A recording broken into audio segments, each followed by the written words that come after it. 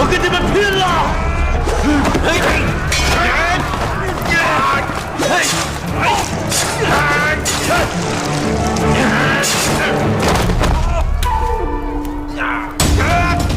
站住！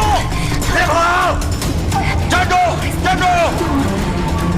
待在这儿，不要动，千万不要出来。完事了，在那边，追！待在这儿，站着！知道了吗？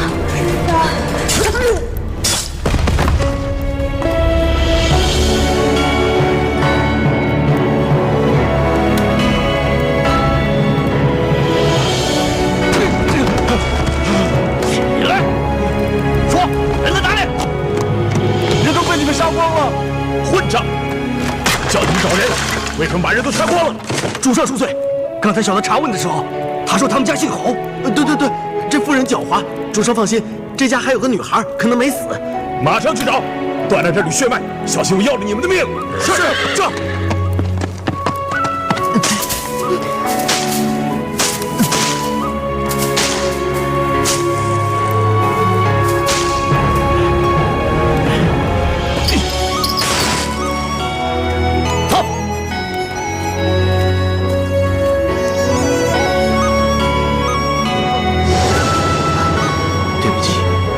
在下不该提起姑娘的伤心往事。不，这金锁为何会在你手里？姑娘真的想不起来了吗？想必是失去记忆的缘故。这枚金锁原本有2个。2个？对，姑娘家与我家本是世交。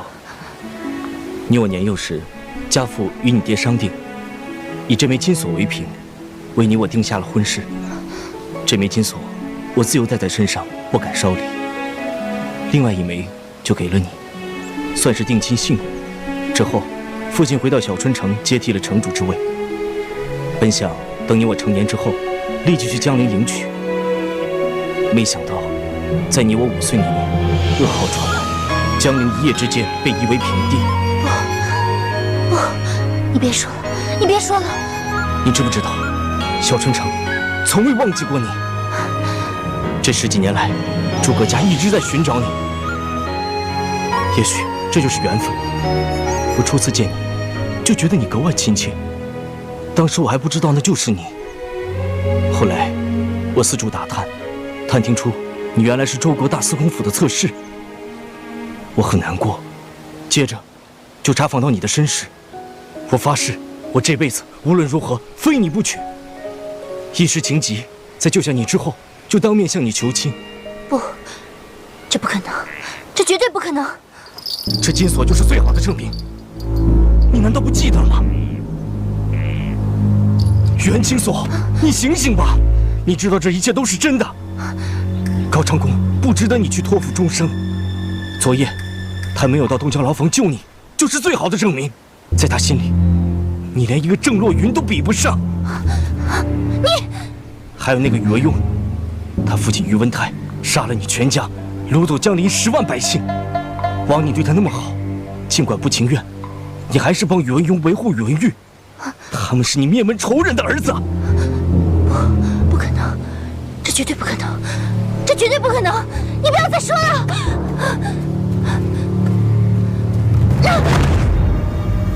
青锁，青锁，青锁，青锁，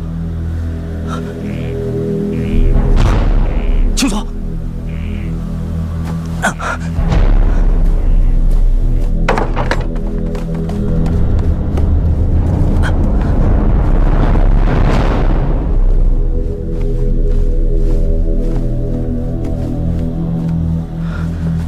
快去，把我收藏的千年人参拿出来。是。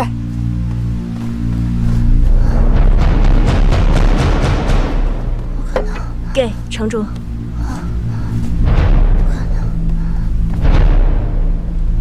青锁，青锁，不要再说了。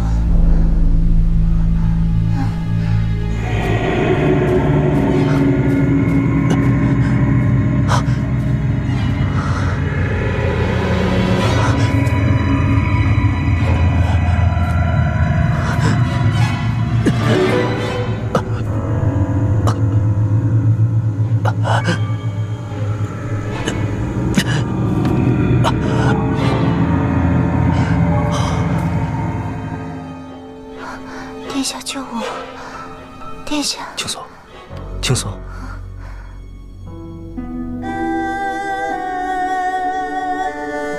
刚才是做噩梦了，想必是身子太虚了。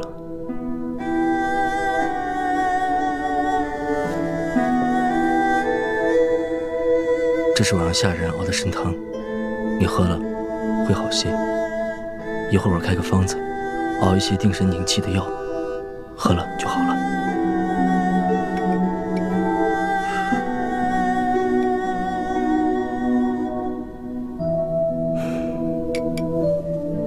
要是你不想喝，等会儿再说。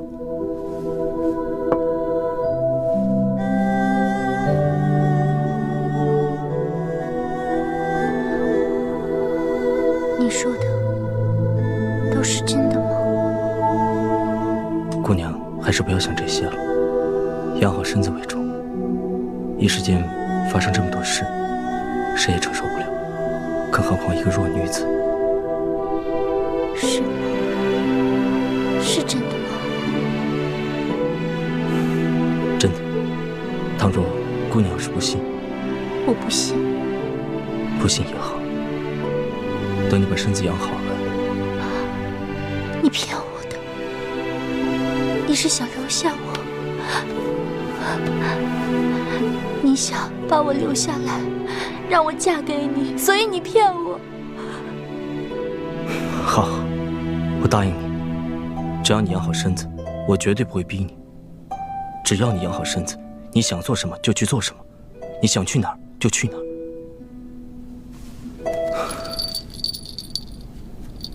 这个，你先拿着，我绝对不会用自由定亲的事来逼你。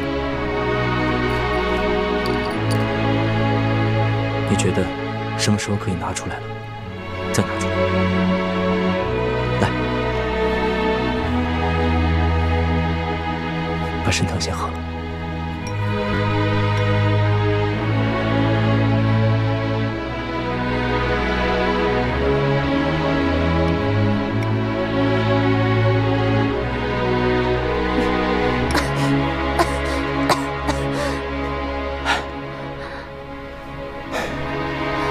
一会儿再喝吧。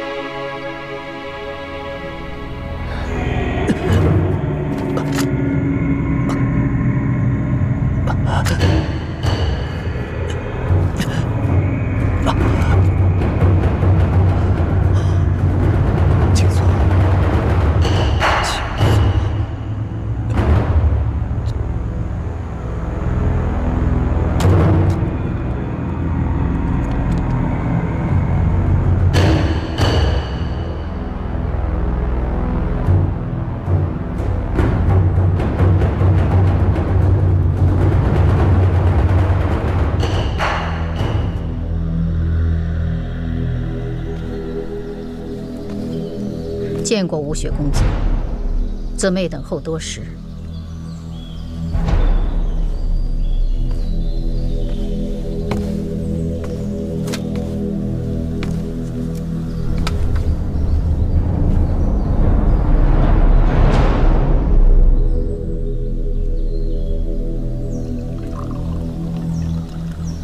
若是按照惯例，我是不是该称呼你一声前辈？姊妹不敢。不知夫人到寒舍来有何贵干呢？小儿无知，得罪了公子，求公子手下留情。哼，原来是替高长恭求情的。我知道城主的本事，自然并无他想，只求城主放小儿一马。我答应城主，只要放过他，小春城和郡王府井水不犯河水。难怪高商公这么不知天高地厚，原来是因为有这样一个母亲。城主何出此言？姊妹，我佩服你胆敢只身来闯小春城，可是你想过没有，妙无因为何要劫持袁清所和郑洛云，夺走你的离殇剑？是因为妙无因和香无尘早就断定了桃花不是真正的玄武卫护法。那请问前辈，你能告诉我，谁才是真正的玄武卫护法？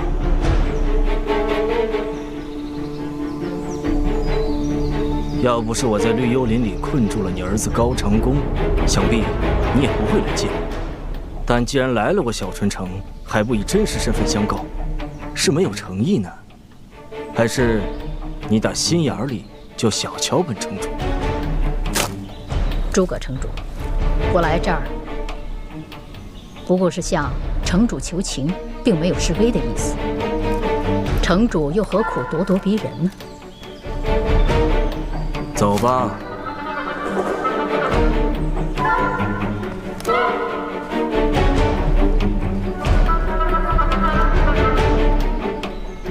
想来城主早已知道我的身份。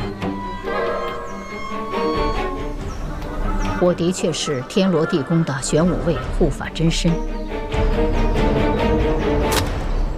这么说来，你承认了？那你为什么不以真面目示人呢？我发过誓，除非我死，否则我不会摘下面具。好，那就不用摘下面具。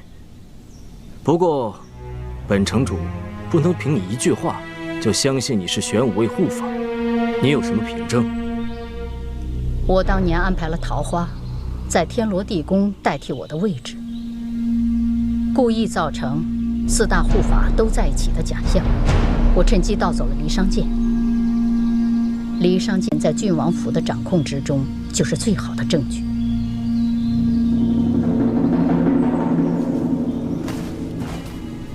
好大的胆子！这是我一个人的事，跟长恭无关。我只求你网开一面。看来，你为了这个儿子，什么都肯做，不惜牺牲自己。也罢，我就给你个机会。不过，你也知道，袁清所眼下就在我城主府。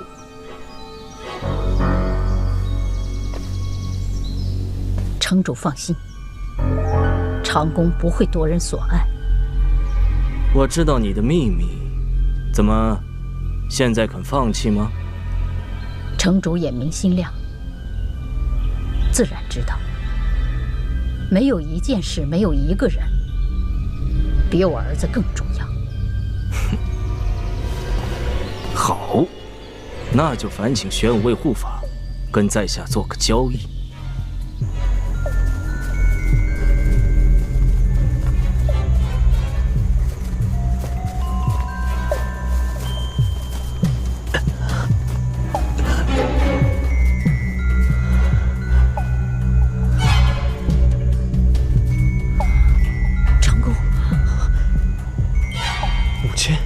你怎么会在这儿？多谢城主不杀之恩。母亲，你这是做什么？赶快起来！这都是拜你所赐。夫人知道你闯了大祸，才不得已纡尊降贵，卑躬屈膝地向我求情。你这卑鄙小人！长恭，你要是还当我是你的母亲，就不要乱动。母亲，这……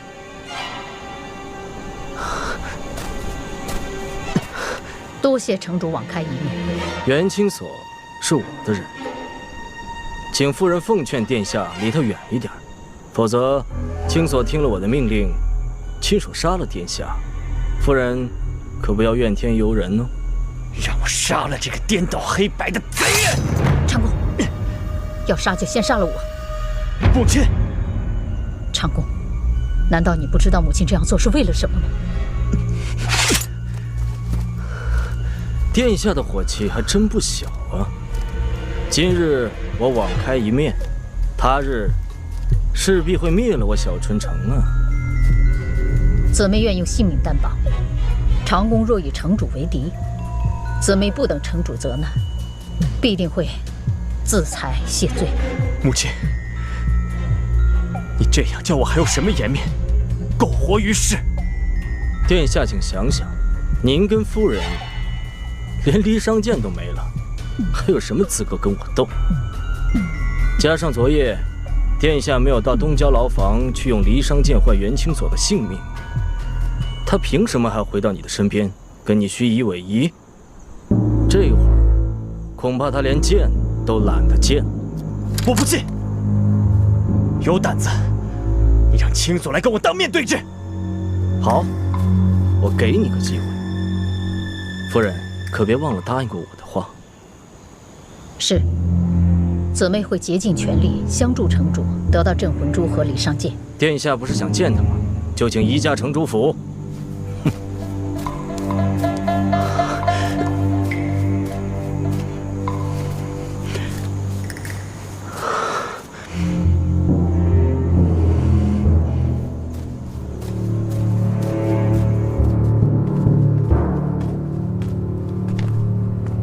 殿下，这是解毒气的药，除了小春城这有，在哪里都找不到。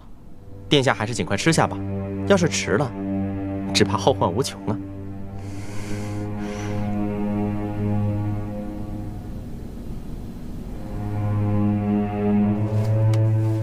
多谢。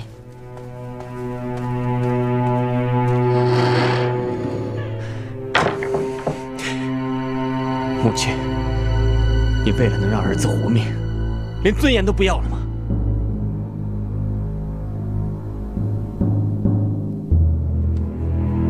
这是真的解药，傻孩子。表面上看，你是没事，在毒雾里待这么久，早就毒入心肺了。来，把药吃了。母亲，你以为母亲就这么点本事吗？隔墙有耳。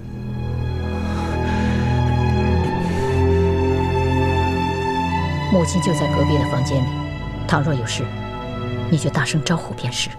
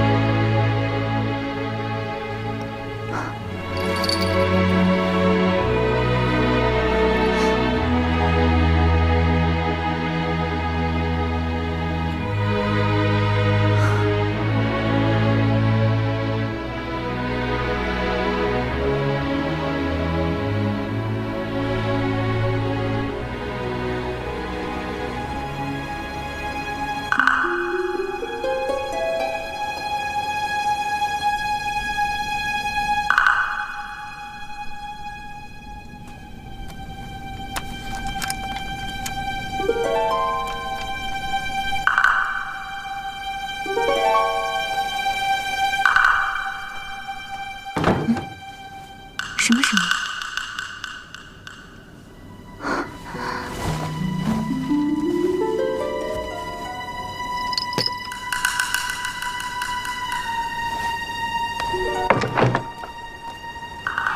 夫人。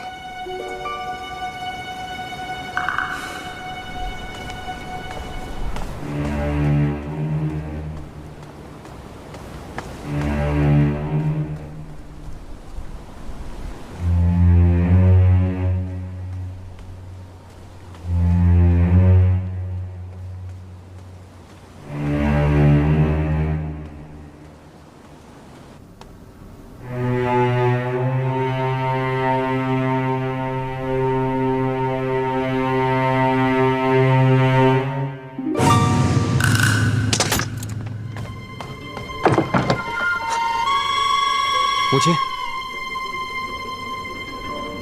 母亲去哪里了？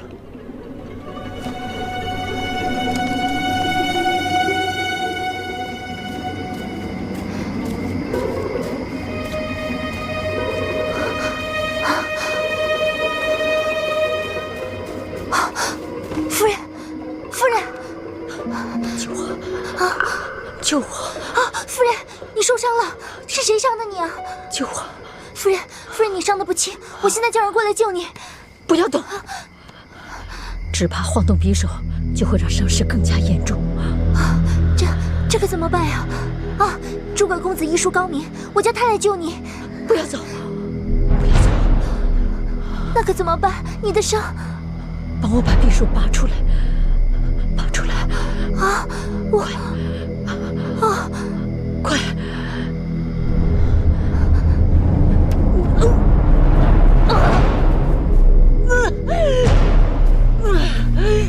夫人，我还是叫人过来吧。快！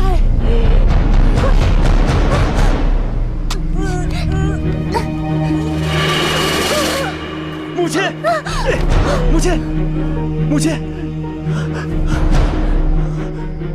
他想杀我。夫人，不，殿下，殿下，不是这样的，不是我，殿下，不是你想的这样。住口！是你叫人引我来这里的，还在我的糕点里事先下了迷药。我只是劝你坚守与诸葛城主的婚约，你竟然对我下死手！夫人，殿下，真的不是我，不是这样的。原来你真的跟诸葛城主有婚约。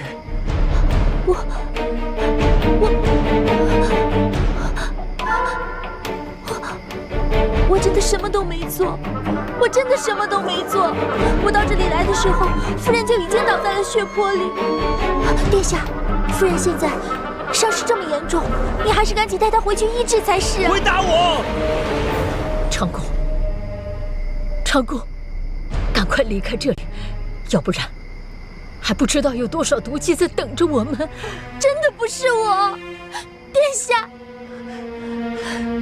可是我亲眼看到你把匕首插在我母亲的身上。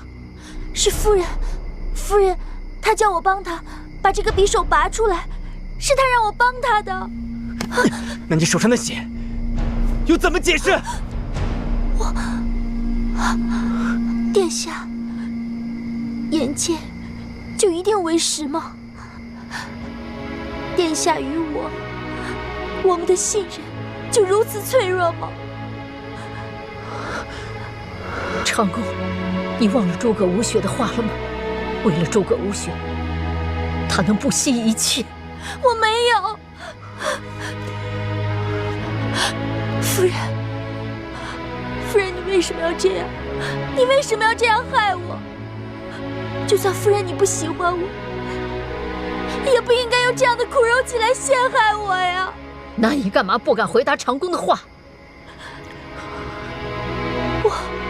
你跟诸葛无雪是不是有婚约？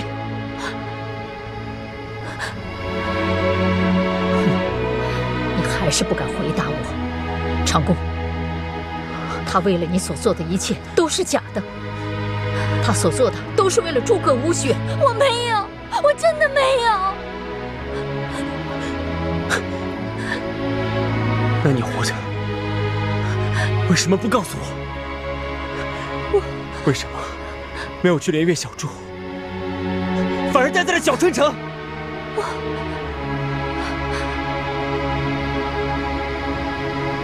那殿下呢？殿下为什么没能到东郊牢房去救我？如果殿下及时赶到救了我，或许我就不会待在小春城。是因为中间出了什么差错，还是因为殿下觉得我根本就是某个人的影子，根本就不值得殿下去救？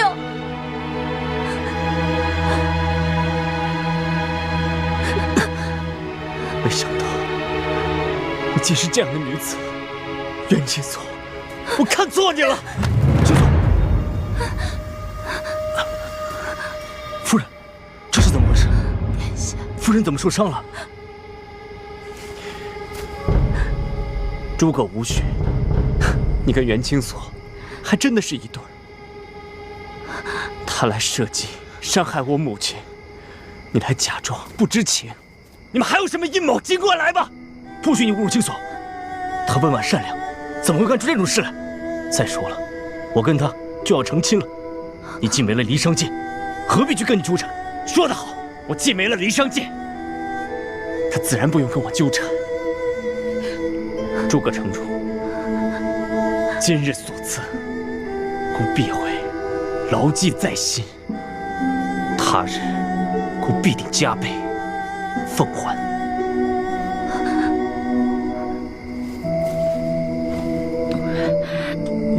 母亲，我们走吧。殿下，青锁，殿下，怎么，还有什么要说的？你是想知道？你想知道，孤那日为什么没有去东郊地牢救你，反而用离殇剑换回了洛云？因为他值得。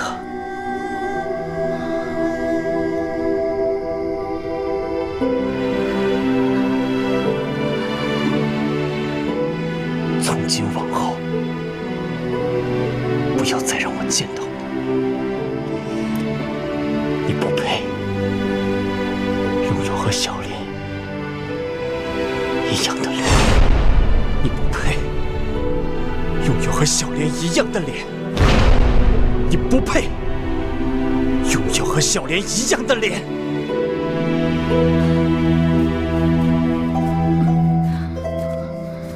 青锁，人已经走了，咱们还是回去吧。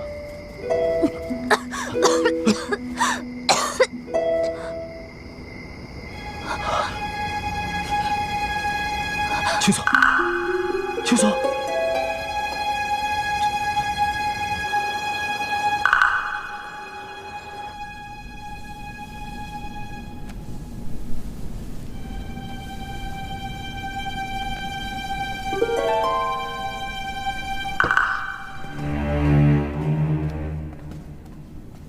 姑娘，还是让奴婢来吧，你应该歇息一会儿。洛云，你去歇一会儿吧，这儿有我和风儿。长公，我没事。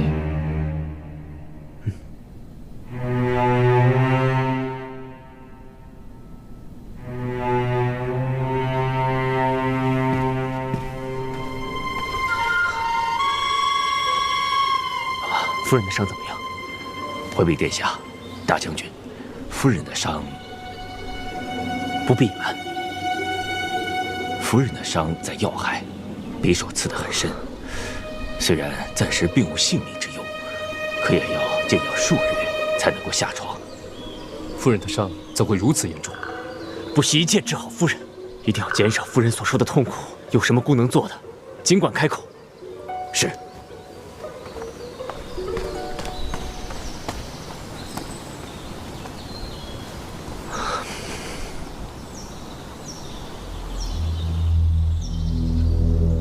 离殇剑，离殇剑重出江湖，只怕盯着这把宝剑的人不在少数。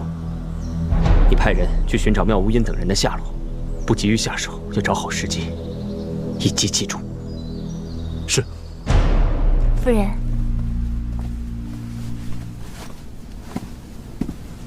姑娘，来，喝口茶吧，刚刚好的，不冷不热，正好入口。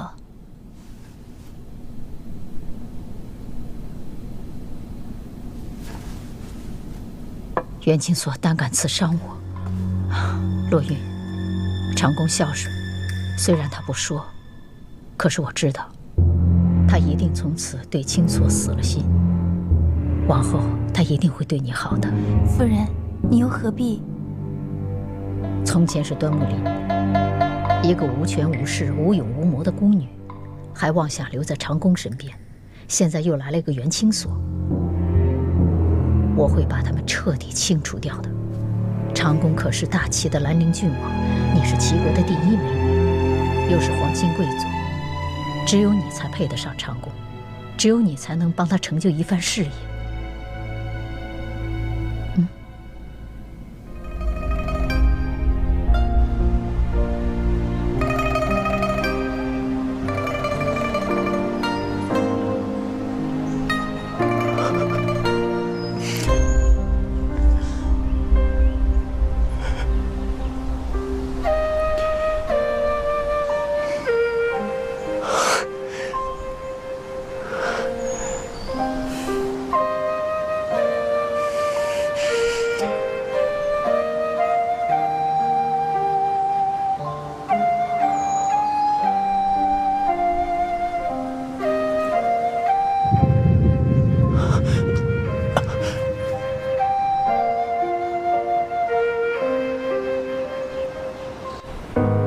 他终究不是你，对不对？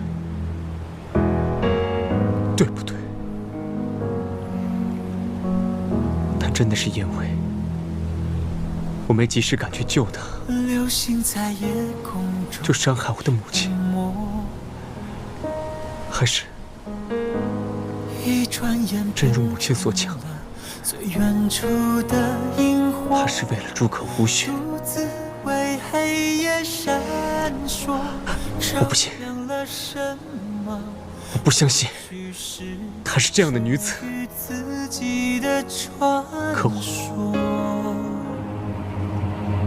可我眼睁睁看着她握着插在我母亲身上的匕首，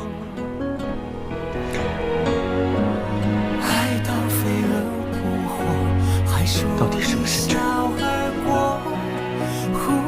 什么是假？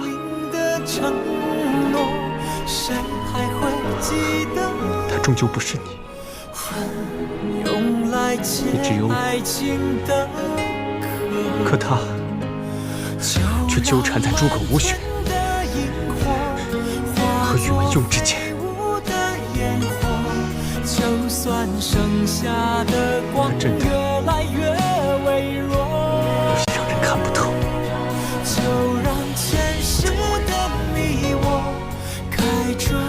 我怎么会把他当作是你？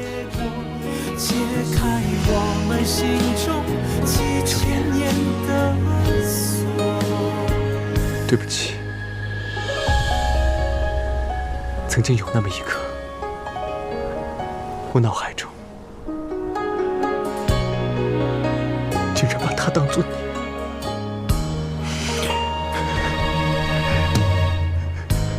可是我错了，小莲。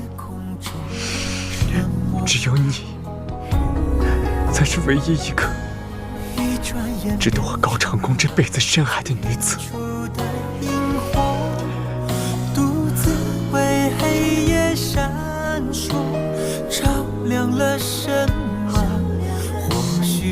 我好想你。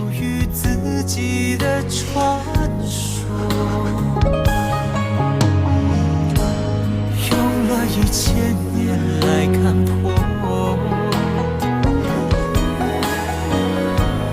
爱到飞蛾扑火，还是一笑而过。忽明的承诺，谁还会记得？小莲，小莲，用来解爱情的，你没事吧？没事，我的蒲公英。给，谢谢四哥哥。那咱们接着去吹吧。好。来。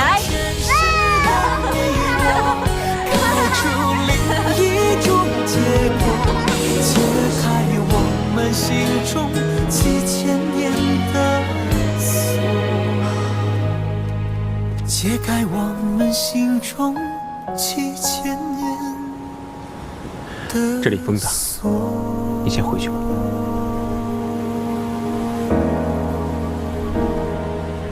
长公，小莲姑娘柔情似水，心里只有你，她一定也希望你过得开心幸福。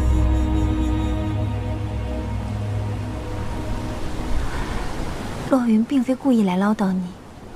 大夫说缺少一味药，我是想到药铺里找找，恰巧路过。找药才是大夫的事，你不必费心。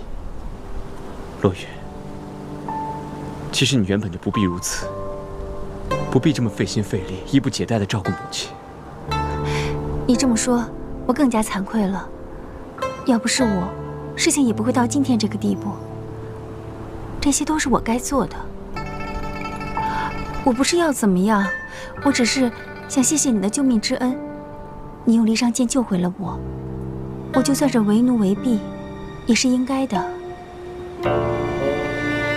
只不过是机缘巧合罢了，并不是因为你，你又何必挂在心上？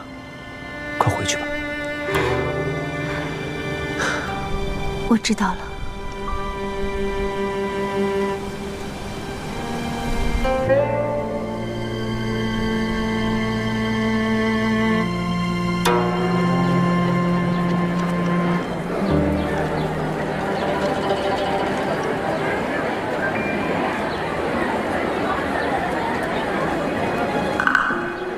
那不是妙无音吗？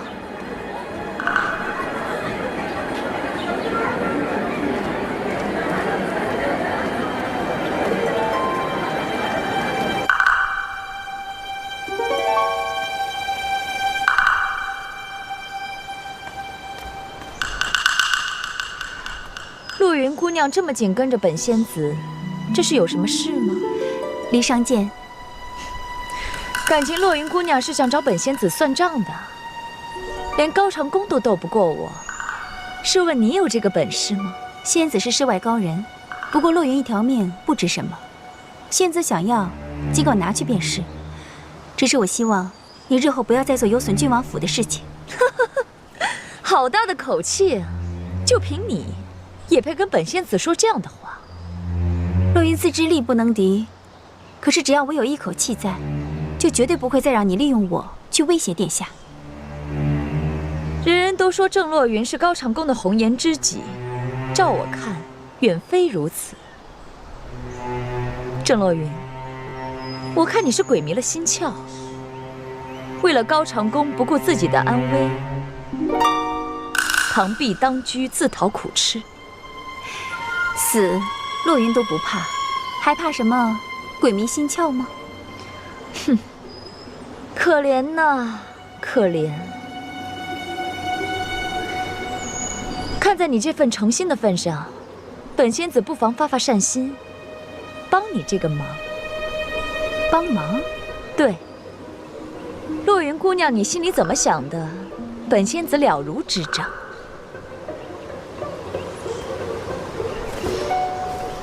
这个药丸叫迷情丹，里面有迷情的药物。只要把这颗药丸给高长恭吃下，高长恭就会爱上你，永远不离开你。妙无音，我是喜欢长恭，可是我并不傻。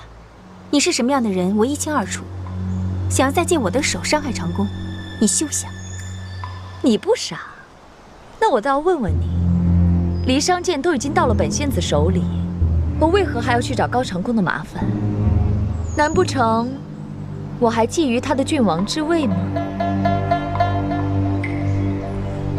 难怪你在他身边待了这么久都没能俘获他的心。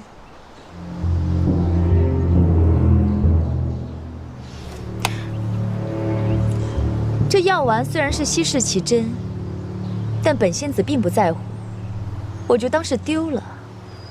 要不要用，就看你自己了。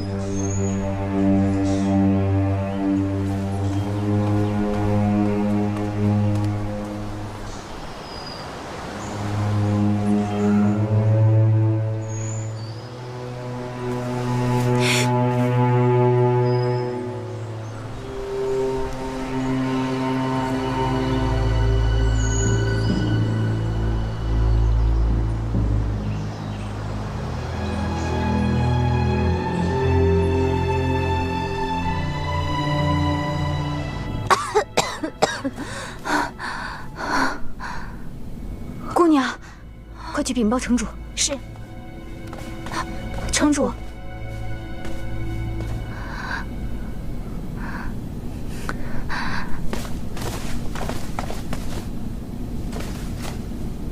青锁姑娘，你没事吧？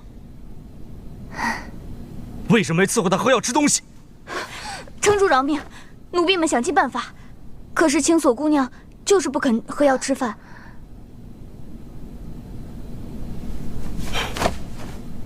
出去吧。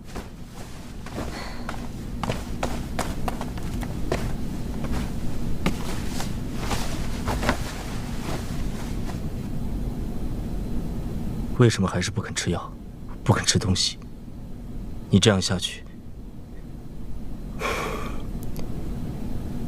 依姑娘此时的情形，一次不吃药就接近元罗殿1分，一次不吃饭就更进生死门1步。在下早就看出来了，姑娘是打算就这么饿死、病死。高长恭在你心里就那么重要，就算他把你踩在脚下，陷进泥里，你也心心念念，忘不了他。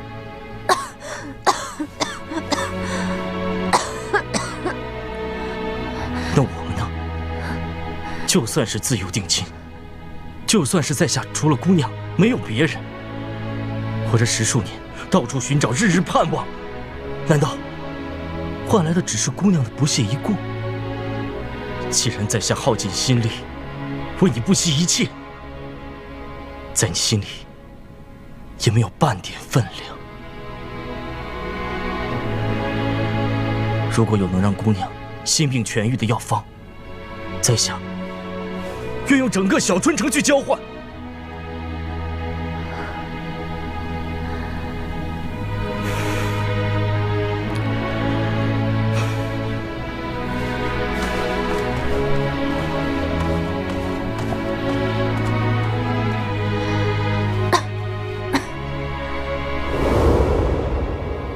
再也不要让我见到你，你不配拥有和小莲一样的脸。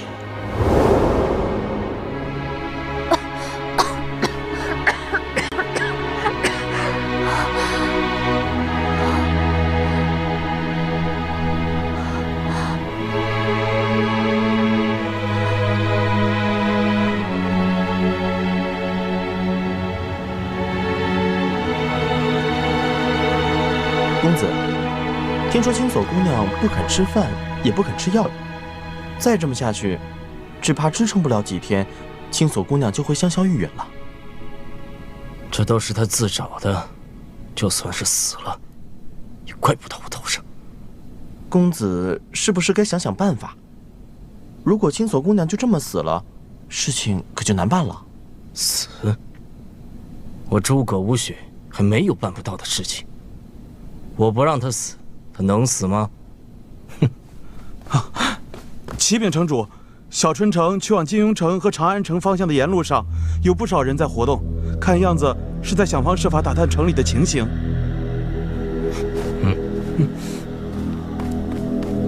这么快就来了，消息还蛮灵通的嘛。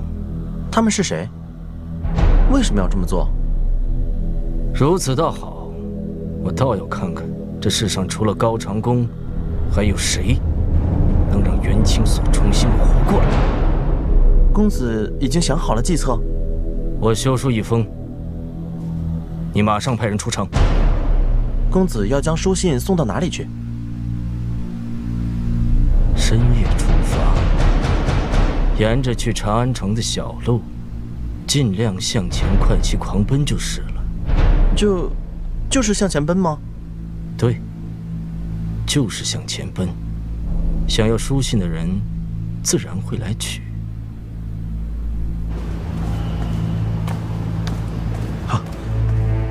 启诸葛，这是城主亲手所书，万分重要，切切不可丢失。是。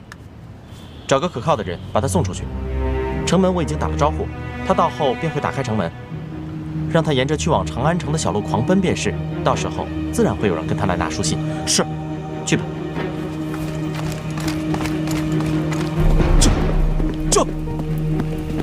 撤！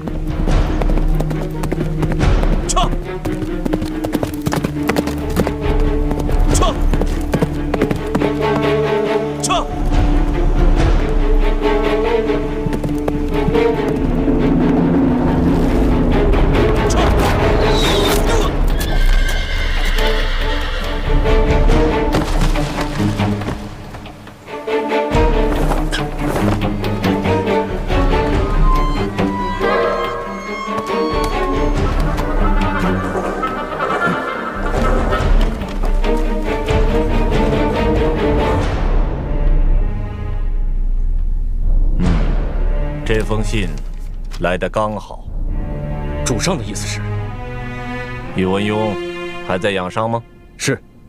大司空自从青锁姑娘失踪之后，既没上朝，也从未踏出大司空府半步。听他们的下人说，大司空不但受了伤，还受了惊吓，现在卧病在床，连走出院子的力气都没有了。哦，四弟竟然伤成这样，这就是我这个做兄长的不是了。备马，我要到大司空府去看看四弟到底伤成了什么样子。是，主上。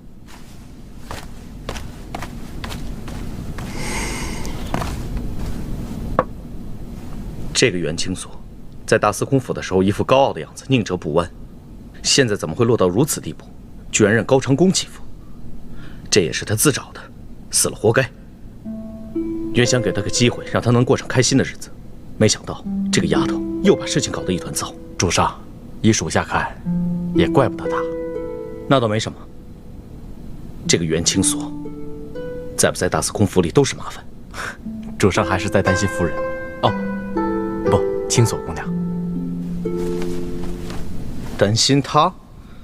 大司空府里哪个女人不比她强？再说了，是她弃大司空府而去，我凭什么担心她？那主上，看来我这病是装不下去了。你说的是大冢宰吧？我们的大冢宰一向多疑，这次袁清所走了以后，不但朝堂上水波不兴，大冢宰也并未驾临大司空府来找我的麻烦，实属反常。我实在猜不透，咱们这位大冢宰心里想的是什么。主上说的是，依属下看，大冢宰也未必能让主上这么一直逍遥下去。就看咱们的大冢宰能忍到几时了。主上，主上，快回到床上，大冢宰来了。主上，该来的终于来了。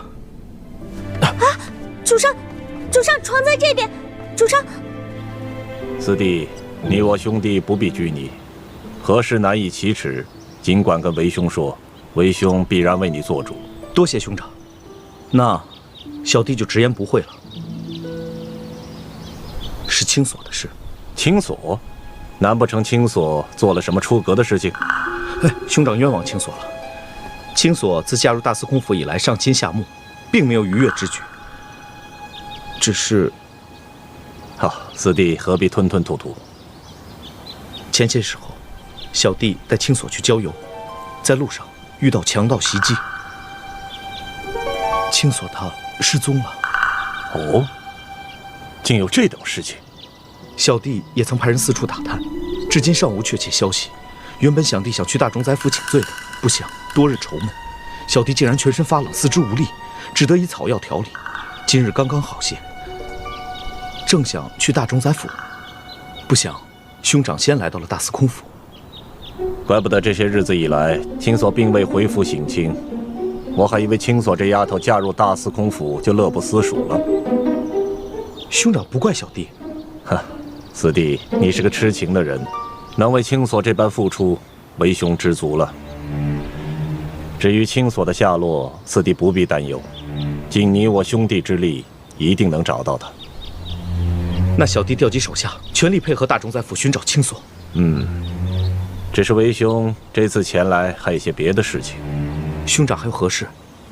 为兄派人守护长安城的关卡，在一名已经身亡的信使身上发现了一封要给四弟的书信。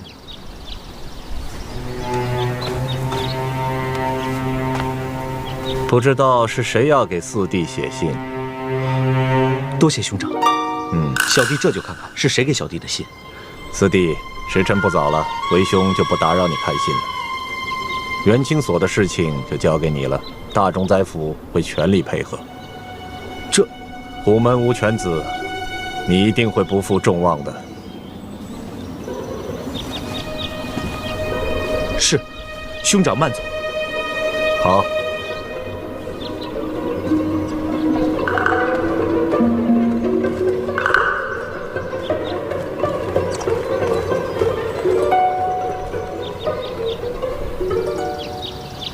我倒要看看，这个宇文护到底玩什么把戏。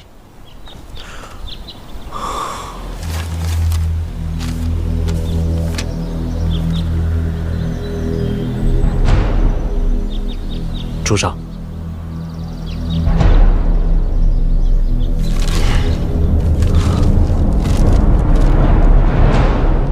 青锁姑娘居然在小春城，那这信，这封信大冢宰自然会看过。那会不会是大冢宰有意为之？不会，这封信不是他伪造的，上面的印信很清楚。这下属下就不明白了。如果大冢宰看过书信，就算大冢宰不去小春城救出青锁姑娘，也应当来大司空府兴师问罪。为什么却若无其事地将书信转交给主上呢？这就是咱们大冢宰的高明之处。这烫手的山芋，放在谁的手里都不能放在自己的手里。更何况他还需要一个开路先锋为他出生入死。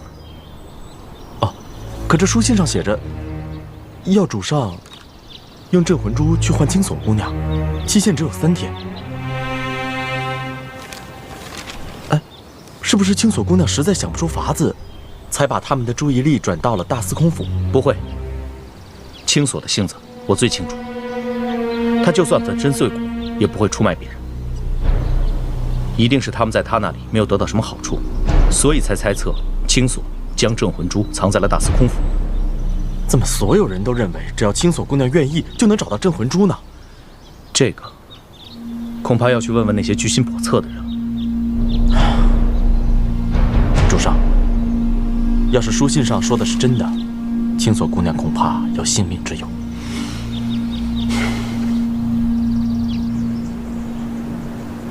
姑娘，吃饭了。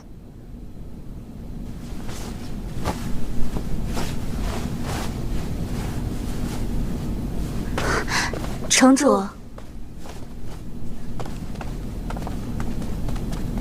公子，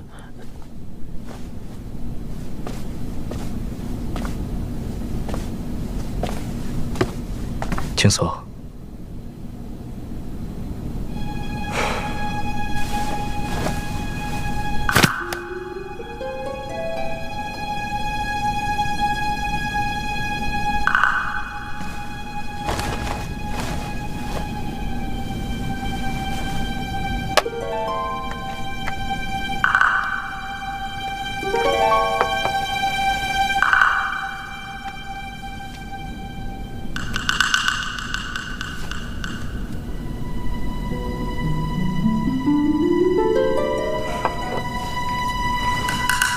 公子，这丸药真的管用吗？你可别小看这丸药，这可是用千年人参、鹿茸、灵芝几十种极其珍贵的药材做成的，就算不吃饭，也能帮他撑几天。公子真是用心良苦啊！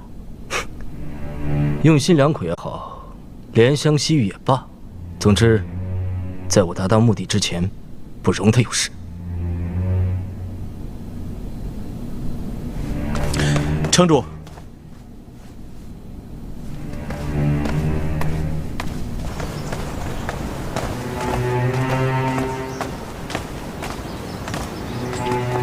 回禀城主，书信被人劫走之后，就送进了大冢宰府。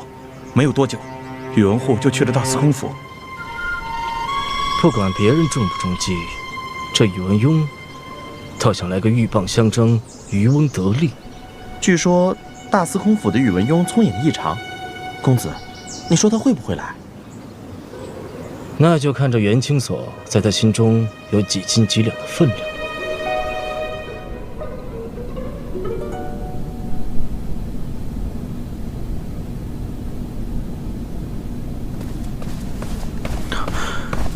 主上，前方细作传来消息，青锁姑娘确实在小春城，她进去之后一直没有出来过。那就是说，这封信所写都是真的了。依属下看，这封信并非空穴来风，信中内容如果属实，那青锁姑娘的性命可危在旦夕了。主上，何不先派精锐小队前往小春城？袁青锁一心一意想着跟高长恭远走高飞，弃我于不顾。要说救他，也应该是高长恭出手，还轮不到我。主上，时间不多了，大家都在演戏，演戏谁不会？我倒要看看袁青锁誓死跟随的高长恭怎么个演法。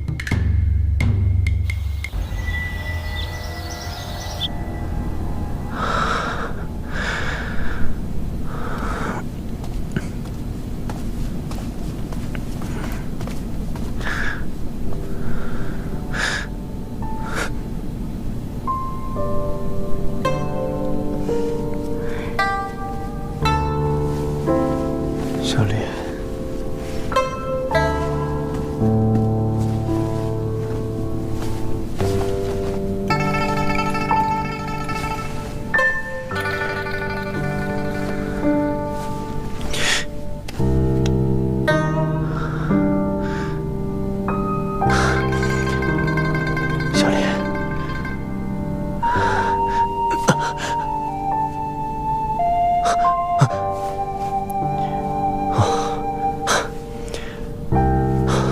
我竟然睡着了。你夜以继日的照顾夫人，就算是铁打的，也撑不了这么久。长公，你先去歇着，我在这儿伺候夫人。不必，有我就行了。你还是先回去吧。长公，我回去吧。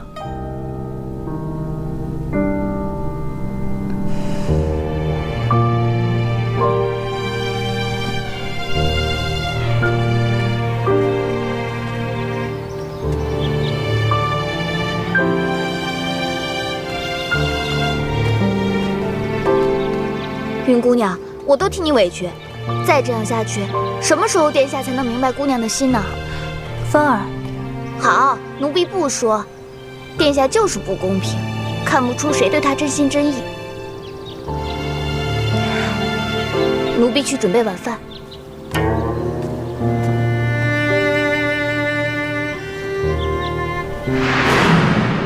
不过是机缘巧合罢了，并不是因为你，所以你又何必挂在心上？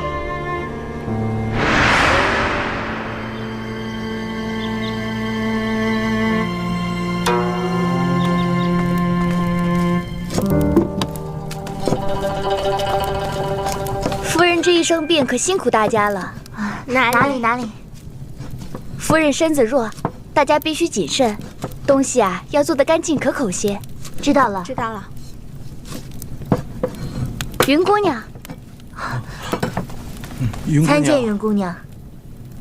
这是给夫人和殿下做的晚饭吗？是啊，云姑娘，您在房间里等着便是，干嘛到厨房来？这里又脏又乱的。等晚饭做好了，风儿自然会端过去，跟您一起送到夫人房间里。你们下去吧。云姑娘，我想亲手做，你们下去吧。那奴婢陪着姑娘。不用了。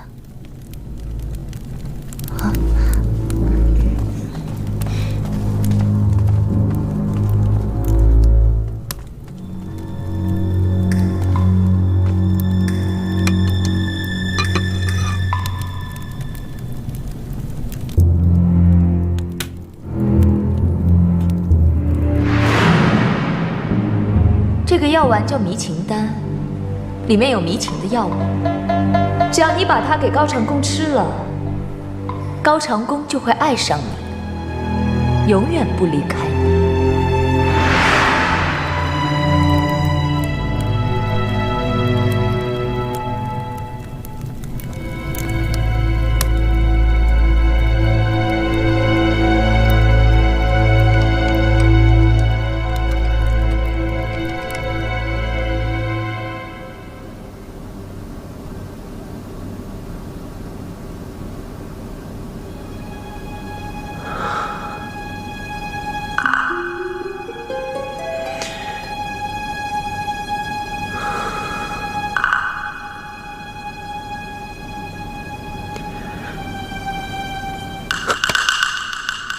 母亲，怎么了？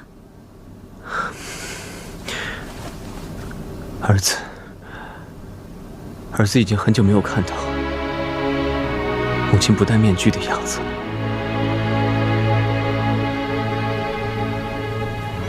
哎，母亲，慢点。等你成就大业，为娘就不用再戴着这个面具了。母亲，长公一直有话想问母亲。你说，那夜真的是袁清所刺伤了你？怎么？你也怀疑我在说谎？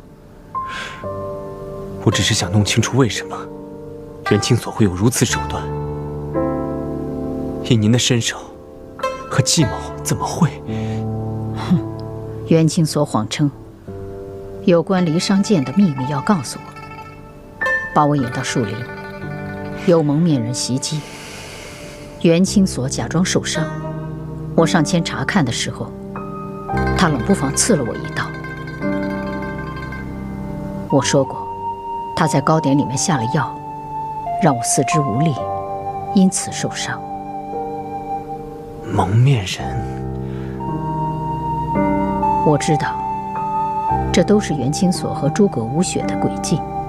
那袁清所口口声声说，都是因为我，才害他与诸葛无雪没有得到离殇剑，枉费了他这段时间在你身上花的心思。长公，你可知道，袁清所在小春城的消息，是诸葛无雪故意散布出来的，目的就是想困住我们母子，好为袁清所一解心头之恨。母亲，不要再说了。长公，小莲早已不在世上，你的梦该醒了。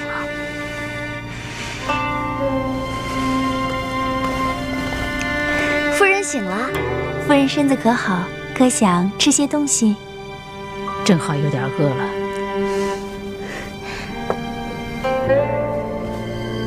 来，夫人，这可是云姑娘亲手熬的，殿下要不要也来一碗？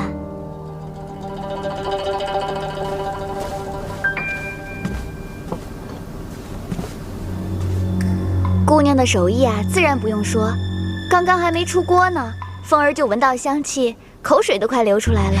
凤儿，好，好，好，奴婢不说，请殿下亲自品尝。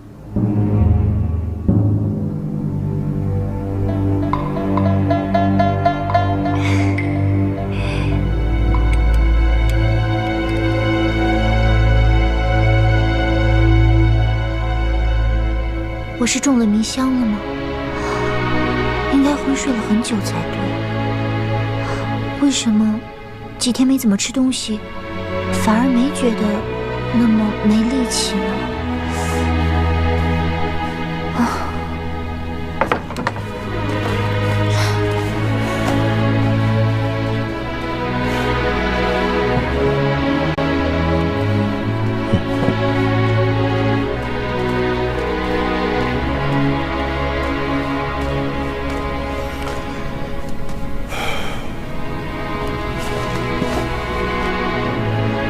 为什么不吃东西？你以为你这样，高长恭就会关心你，就会来看你吗？你这么折磨自己，他就在乎你了？你到底把我这个未来夫婿放在哪里？是不是你心里只有高长恭，只有他？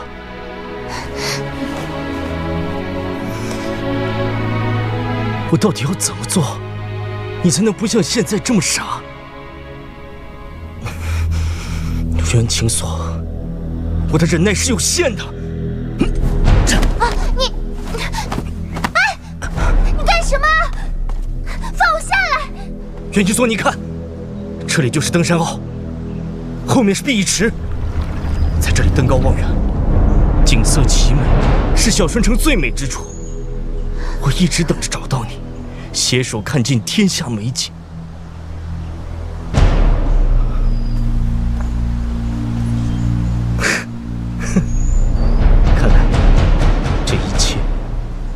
都是我一厢情愿罢了。我诸葛无雪，虽然暖不过你的心来，至少可以满足你的愿望。来人，城主，把城中所有的柴火都堆放在下面。城主，您这是？快去！是。你们所有人把城主府所有柴草都堆放在凌霄阁下，快！是。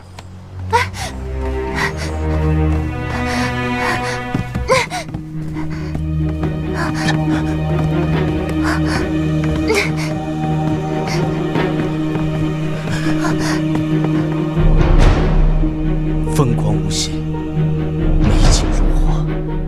袁清所，只要你肯活过来，这一切都是你的。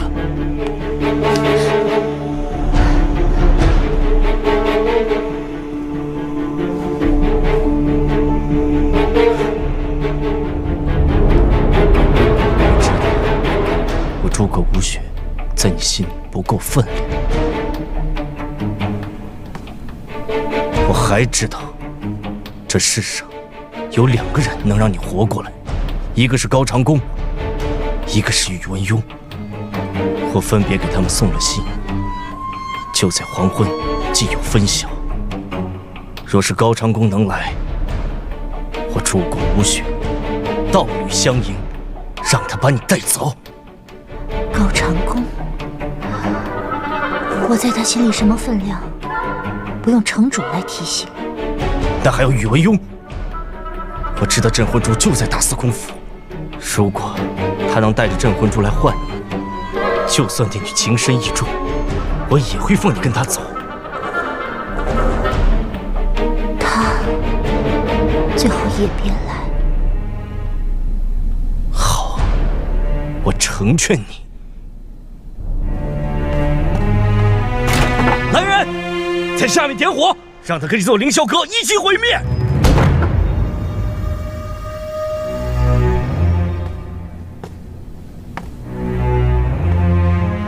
就当我从未在火牢救下你。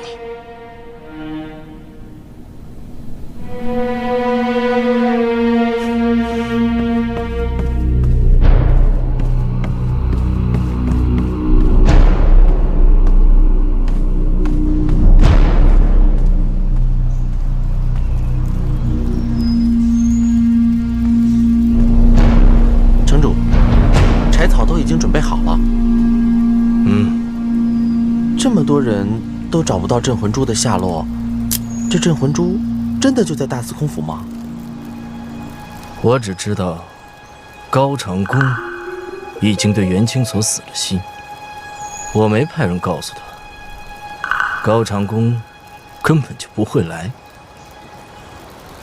所以袁清所自然就会对他死了心。至于宇文邕，我虽然不知道镇魂珠究竟在不在大司空府，可以我的观察，只要他确实藏有镇魂珠，必定会来救袁清所。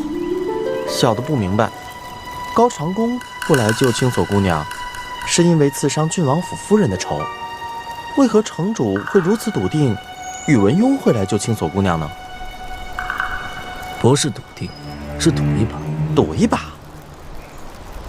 对，赌一把。那倘若宇文邕不来，城主还会下令点火吗？哼，来与不来，都要点火。我倒要看看，是镇魂珠的分量重，还是他袁清所的分量重。哼。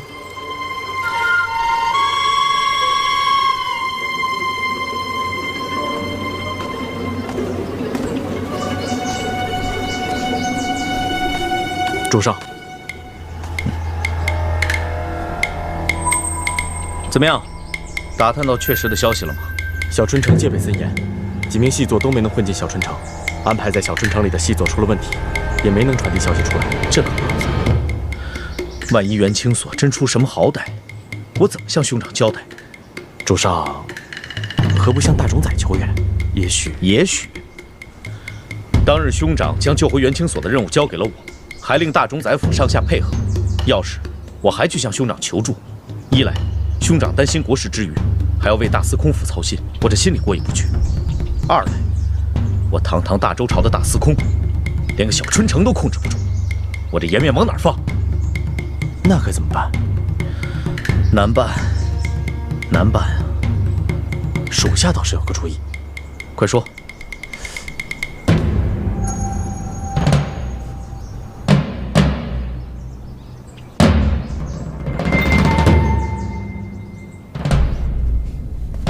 想出了办法了吗？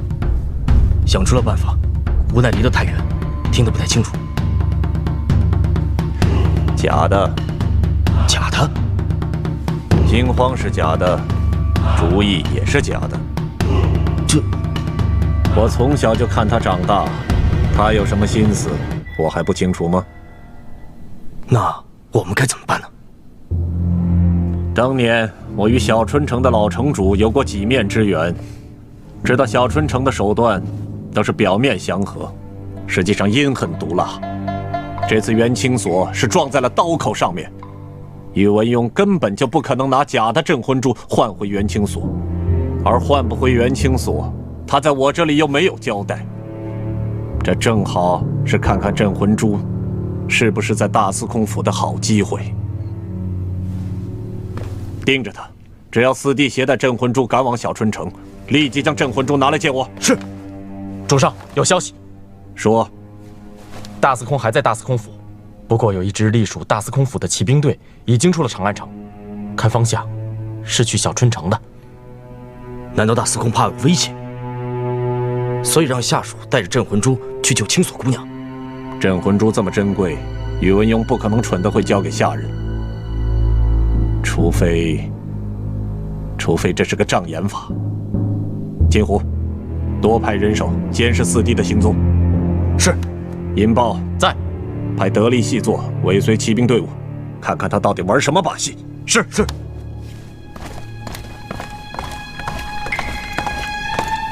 镇魂珠到底在不在大司空府？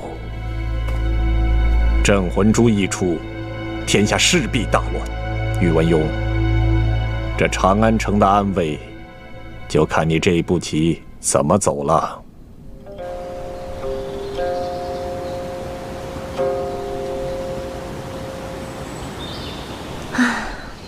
姜还是老的辣，没想到宇文护居然还有这样一步棋。他这步棋不正应了仙子的心愿吗？镇魂珠究竟在没在司空府？答案马上就能揭晓。袁青锁可是你堂堂朱雀护法的老情人，一直在保护的人，你就甘心他这么死在凌霄阁里？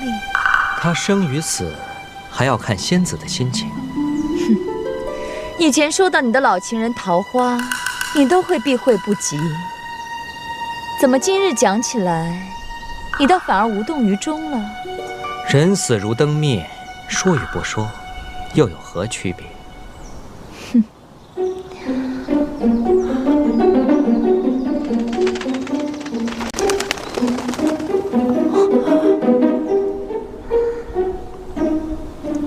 你在想什么？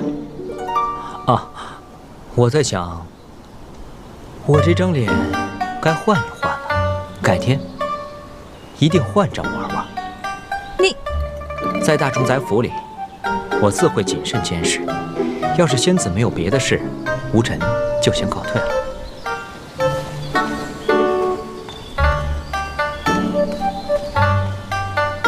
好你个香无尘，竟然有事要瞒我！没事，有朝一日，本仙子会让你自己交代出来。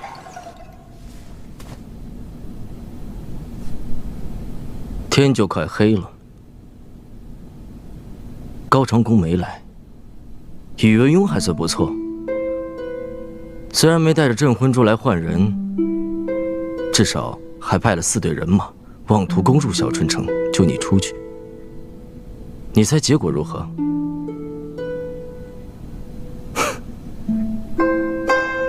可他宇文邕小瞧了我小春城，他的4队人马不是在夹道被滚石击溃，就是在城门被乱箭射伤无数，可谓死伤惨重。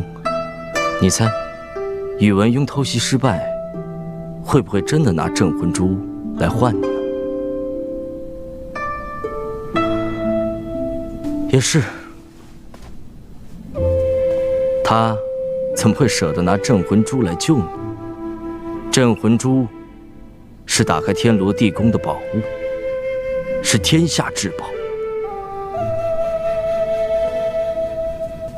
他又怎么可能用来换一个曾经背叛他、与高长恭私奔的女人呢？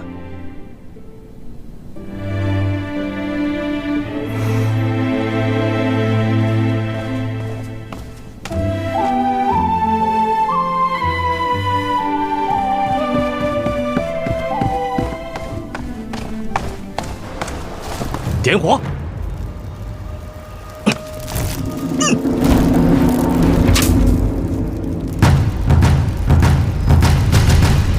你想知道姑为什么没去救你，反而去用离殇剑换回洛洛？因为他值得。这辈子永远不要让我见到你。你不配拥有跟小莲一样的脸。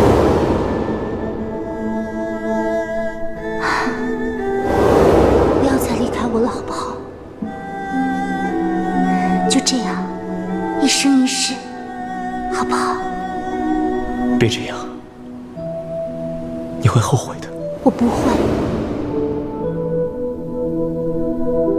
一切都是梦。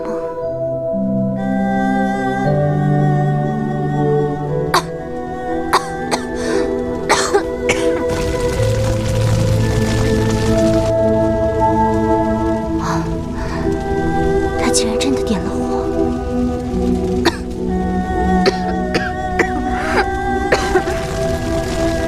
公子，火都烧这么大了，难道公子真的想要萧索公要死吗？我这是在帮他。帮他？公子，简说不明白。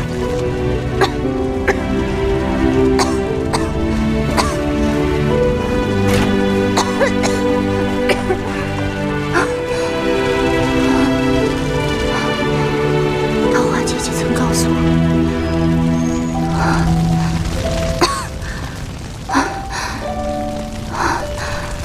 千辛万苦走到你的身边，粉身碎骨都走不到你心里。下辈子我转世做你做我一定会好好珍惜，不让你奔波疲惫，心力交瘁，更不会让你绝望心碎。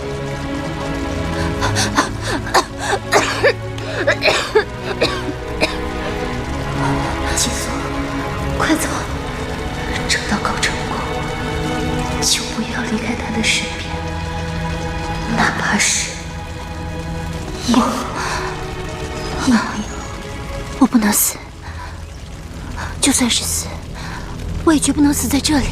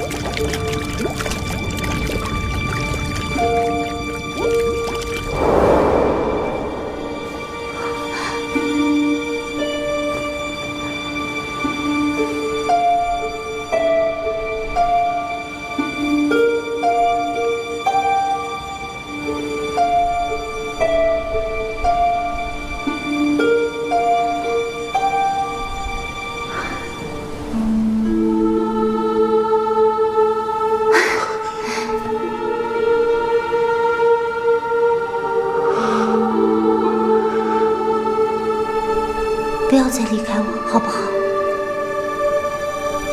就这样，一生一世，好不好？别这样，你会后悔的。我不会。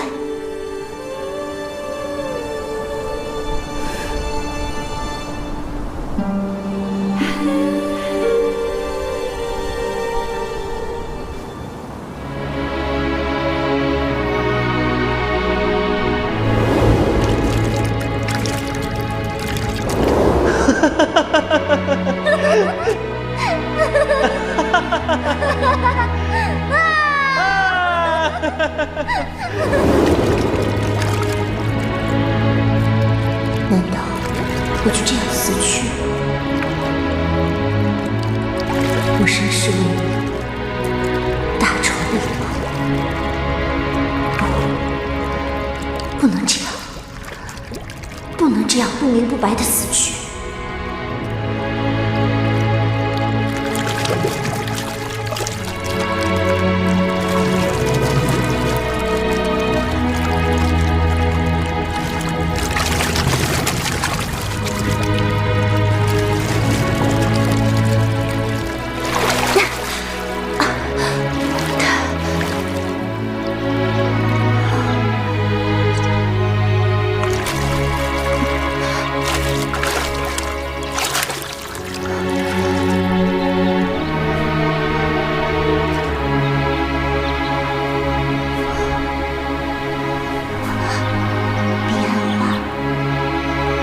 就是传说中的彼岸花吗？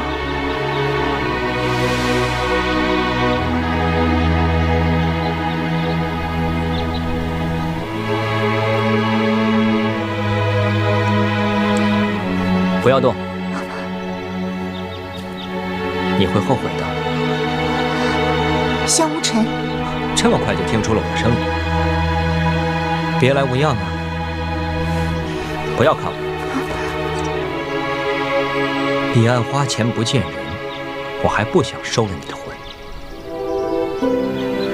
原来这真的是彼岸花。彼岸花，花红无叶，花开1000年，花落1000年，花叶生生相错，永世都不相见。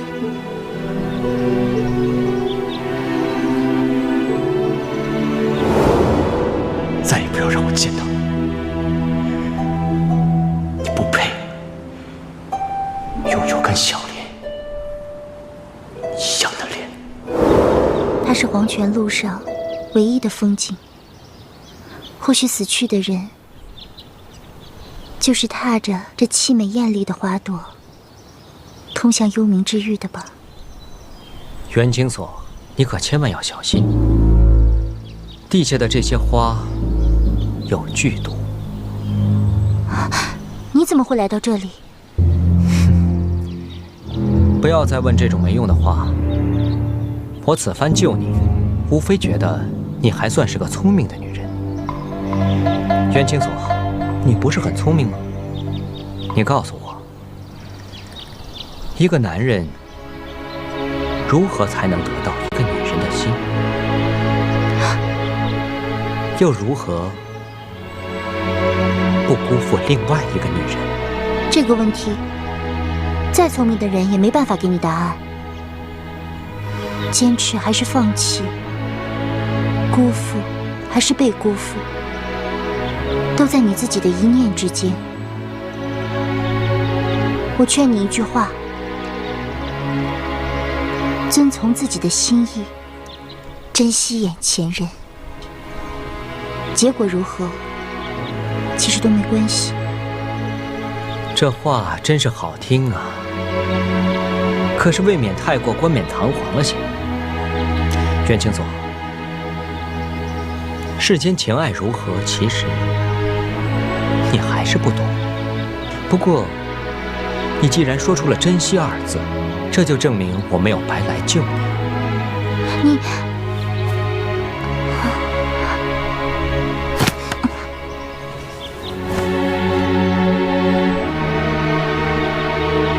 睡吧，睡一觉就知道该珍惜谁了。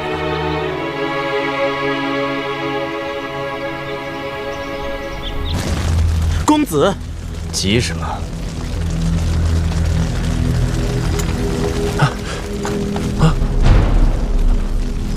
报告城主，凌霄阁后面那块山坡上发现了个新掘的地洞，有人偷偷溜进来了。公子，我立刻带人去追。不必。是。公子真的不用追。本城主用计，向来是百密一疏。那块山坡就是我故意留下来的缝隙，不让他们进来救出袁青锁。我这出火烧凌霄阁，演给谁看？哼，台子本城主是搭好了，接下来就耐着性子，慢慢欣赏后面的好戏。原来是公子故意留一条路，我就知道公子不是真心烧死青锁姑娘的。可是万一……你怕什么？舍不了饵，便钓不了鱼。现在该是让宇文邕难受的时候，我倒要看看这镇魂珠你究竟能留到什么时候。现在，管他是兰陵王还是宇文邕，都逃不出公子的手掌心去。